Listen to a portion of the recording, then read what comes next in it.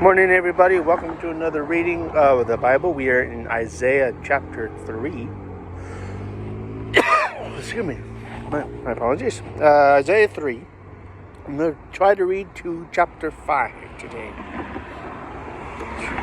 So here we go. Chapter 3 of Isaiah.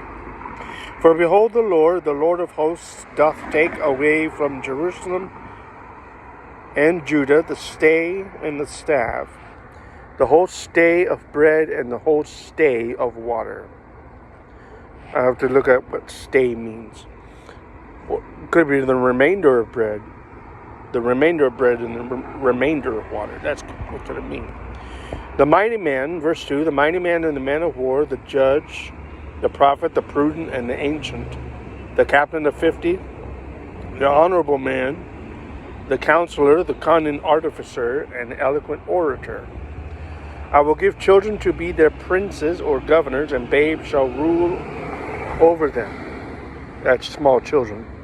The people shall be oppressed, everyone by another, and everyone by his neighbor. The child shall behave himself proudly against the ancient, and the base against the honorable, the humble against the honorable.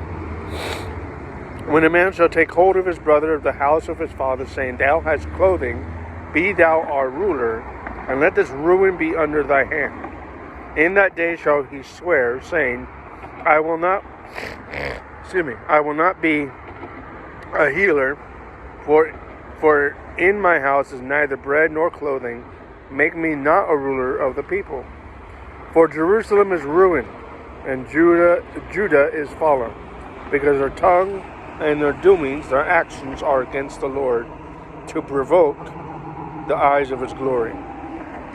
The show of their countenance doth witness against them, and they declare their sin as Sodom, and they hide it not. Woe unto their soul, for they have rewarded evil unto themselves. Say ye to the righteous that it shall be well with him, for they shall eat the fruit of their doings. Woe unto the wicked, it shall be ill with him, for the reward of his hand shall be given him. As for my people, children are their oppressors, and women rule over them. O my people, they who lead thee cause thee to err, and destroyeth the way of thy paths. The Lord standeth up to plead, and standeth to judge the people. The Lord will enter into judgment with the ancients of his people, and the princes thereof. For ye have eaten up the vineyard, the spoil of the poor is in your houses. What mean ye that ye beat my people to pieces, and grind the faces of the poor, saith the Lord God of hosts? Moreover, the Lord saith, because the daughters of Zion are haughty, and walk with stretched forth necks, are haughty, walk with stretched forth necks, and wanton eyes, walking and mincing as they go, and making a tinkling with their feet. Therefore the Lord will smite with a scab the crown of the head of the daughters of Zion, and the Lord will discover the secret parts.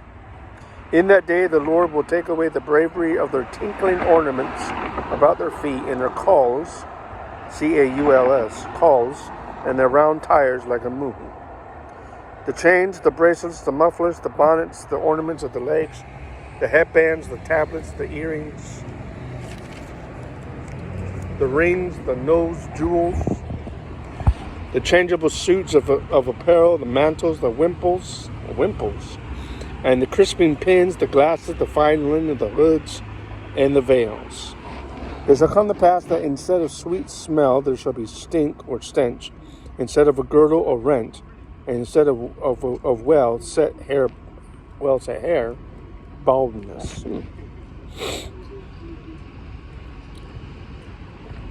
Instead of a stomacher, a girding of sackcloth, and burning instead of beauty. Thy men shall fall by the sword, and thy mighty in the war. Her gates shall lament and mourn, and she be desolate, and she being desolate, shall sit upon the ground. Chapter 4. In that day 7 women shall take hold of one man, saying, We will eat our own bread and wear our own apparel. Only let us be called by thy name, and take away our reproach. In that day shall the branch of the Lord be beautiful and glorious, and the fruit of the earth shall be excellent and comely for them who have escaped of Israel. It shall come to pass that he who is left in Zion and he who remaineth in Jerusalem shall be called holy, even everyone that is written among the living in Jerusalem. When the Lord shall have washed away the filth of the daughters of Zion, and shall have purged the blood of Jerusalem from the midst thereof by the spirit of judgment and the spirit of burning, the Lord will create upon every dwelling place of Mount Zion and upon her assemblies a cloud and smoke by day, and a shining of a flaming fire by night. That's how the Israelites were. That's how the Israelites were led out of Egypt. The shining of the flaming fire by night, for upon all the glory shall be a defense. There shall be a tabernacle for shadow in the daytime from the heat, and for a place of refuge, and for covert from storm and from rain. Chapter 5. Now will I sing to my well-beloved song, to my well-beloved, a song of my beloved touching his vineyard. My well-beloved hath a vineyard in a very fruitful hill. He fenced it and gathered out the stones thereof, and planted it with the choicest vine, and built a tower in the midst of it, and also made a winepress therein. And he looked at that it should bring forth grapes, and it brought forth wild grapes.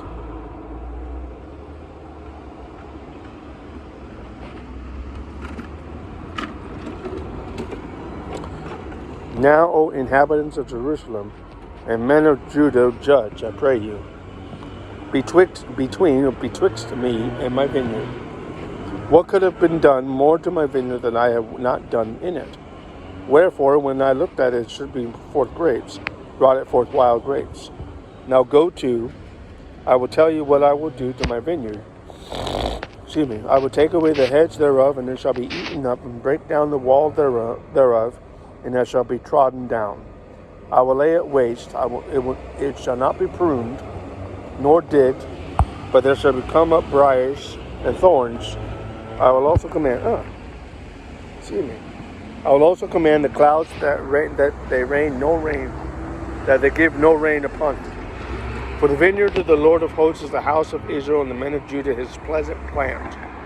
And he looked for judgment, and behold oppression, for righteousness, but behold a cry. Woe unto them who join house to house, that lay the field to field, till there be no place, that they may be placed alone in the midst of the earth. In mine ear saith the Lord of hosts, of a truth, many houses shall be desolate, even great and fair, without inhabitant. Yea, 10 acres of vineyard shall yield 1 bath, and the seed of a homer shall yield an ephah. Woe unto them who arise up early in the morning, that they may follow strong drink, who continue until night, till wine inflame them. The harp, the viol, the tabret or tabre, the pipe, the wine, are in their feasts, for they regard not the work of the Lord, neither consider the operation of his hands. Therefore my people are gone into captivity, because they have no knowledge, and their honorable men are famished, and their multitude dried up with thirst. Therefore hell, or Sheol, hell hath enlarged herself, opened her mouth without measure, and their glory, their multitude, and their pomp, that he who rejoices shall descend into it. The mean man shall be brought down, and the mighty man shall be humbled, and the eyes of the lofty shall be humbled. But the Lord of hosts shall be exalted in judgment, and God, who is holy, shall be sanctified in righteousness. Then shall the lambs feed after their manner, and the waste places of the fat ones shall strangers eat. Woe unto them who draw iniquity with cords of vanity, and sin as it were with a cart rope, that say, let him make speed, and hasten his work, that we may see it, and let the counsel of the Holy One of Israel draw near, or nigh, and come, that we may know it. Woe unto them who call evil good, and good evil. Oh, this is an interesting verse. familiar verse, who put darkness for light and light for darkness, that put bitter for sweet and sweet for bitter. Woe unto them who are wise in their own eyes and prudent in their own sight. Woe unto them who are mighty to drink wine, and men of strength to mingle strong drink, who justifies the wicked for reward. Sorry.